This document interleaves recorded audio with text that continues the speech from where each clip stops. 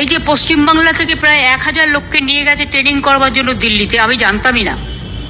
এটা ডিএমদের উচিত ছিল অ্যাটলিস্ট আমাদের ইনফর্ম করা, আমাকে না করুক সিএসকে ইনফর্ম করা। আপনারা বিএলও যেসব লিস্ট করেছেন, বিএলওদের কাছে আমার অনুরোধ থাকবে ভোটার লিস্ট থেকে কারো নাম যেন বাদ না যায় সেটা দেখার। মনে রাখবেন ইলেকশন কমিশন তার নোটিফিকেশন যখন হবে ডেট অফ ইলেকশন, তখন থেকে এটা ইলেকশন কমিশনের আন্ডারে যায়। তার আগে স্টেট গভর্নমেন্ট, আবার ইলেকশনের পরেও স্টেট গভর্নমেন্ট। সুতরাং এটা মনে রাখবেন, আপনারা চাকরি করেন স্টেট গভর্নমেন্টের, কোনো মানুষকে অযথা হ্যারাস করবেন না।